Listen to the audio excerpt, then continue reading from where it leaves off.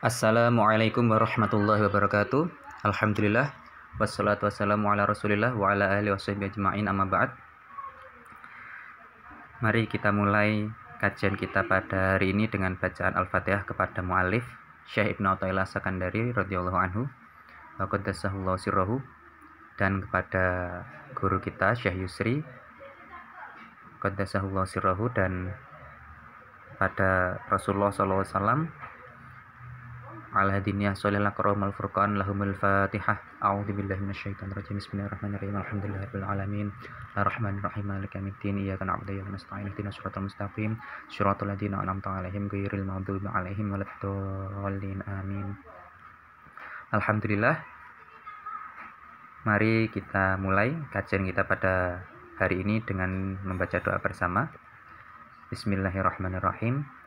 Rabbi zidna ilma warzuqna fahma. Allahumma alimna ta'wil, Allahumma faqihna fiddin wa alimna ta'wil. Rabbana ftah bainana wa baina qaumina bil haqq wa anta khairul fatihin. Al-hikmatu as-saminatu, hikmah ke-8 dari kitab Al-Hikam. Idza fatahalaka wijhatan minat ta'arufi. Idza, jika, fataha, dibukakan, laka, bagimu, wijhatan minat ta'arufi, pengenalan, salah satu sisi dari pengenalan. Fala tubali ma'aha in qalla amaluka, jangan engkau pedulikan jika hal tersebut diiringi dengan qalla amaluka, sedikitnya amal yang kamu berusaha berikan pada Allah tadi. Fa innahu ma fatahaha laka illa wa huwa yuridu ayyata'arrafa ilaika. Fa innahu, sesungguhnya dia, ta Allah, ma fatahaha, tidak akan membukakan bagimu pengenalan tadi, laka, bagimu, illa, kecuali, wa huwa, dan dia, yuridu, ingin, ayyata'arrafa ilaika, memperkenalkan dirinya padamu. Yata'arrafa, memperkenalkan dirinya, ilaika, kepadamu. Alam ta'alam, tidakkah engkau mengetahui anna ta'arufa, sesungguhnya mengenal Tuhan itu adalah muriduhu ilaika, yang diinginkan Tuhan bagimu. Wal a'malu, sedangkan amal-amal itu adalah anta muhdiha ilaihi, sedangkan amal perbuatan itu adalah engkau menghadiahkannya kepada Allah. Jadi amal perbuatan itu adalah hadiah engkau pada Allah. Wa aina ma tahdihi ilaihi mimma huwa muriduhu alaika, dan seberapa besar nilainya apa yang engkau berikan pada Allah dibandingkan dengan apa yang Allah inginkan darimu. Intinya adalah nilai kita mengenal Tuhan, menyadari kemahakuasaan Tuhan, perkasaan Tuhan itu lebih besar nilainya daripada kita sekedar memperbanyak ibadah saja tapi tidak mengenal siapa yang kita ibadahi. Maksudnya tidak mengenal di sini adalah kita merasa besar. Kita tidak menyadari kemahabesaran Allah, seakan-akan kita itu lebih besar dari Allah. Bahkan seakan-akan ibadah kita itu sudah sangat besar dibandingkan dengan kemahabesaran Allah. Inilah yang menyebabkan seseorang kadang sudah banyak melakukan amal soleh, memperbanyak ibadah sunnah, nawafil misalkan, tapi dia tetap sombong di hadapan manusia yang lain, atau merasa lebih hebat, merasa lebih baik ibadahnya daripada orang lain. Ini berawal dari dia tidak mengenal kemahabesaran Allah, sehingga dia merasa besar juga.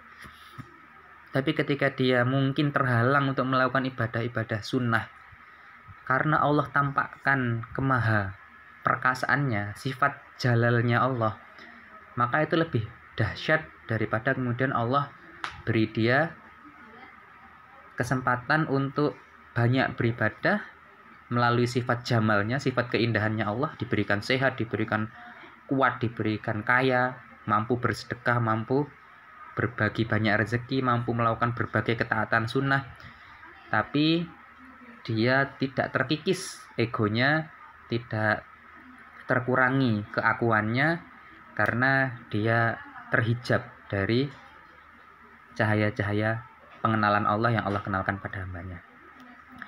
Contohnya adalah ketika seseorang misalkan sudah rutin melaksanakan sholat witir, misalkan sholat tarawih di bulan Ramadan selama 20 hari, qadarullah dia mengalami sakit.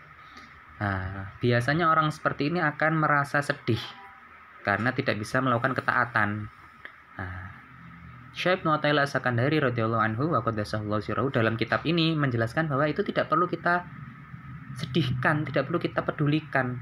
Karena di saat yang sama ketika Allah memperkenalkan kita dengan sakit, di sisi yang lain Allah memperkenalkan dia itu maha kuat, maha perkasa, sedangkan kita itu lemah, bisa sakit, bisa istilahnya lemah, bahkan bisa binasa.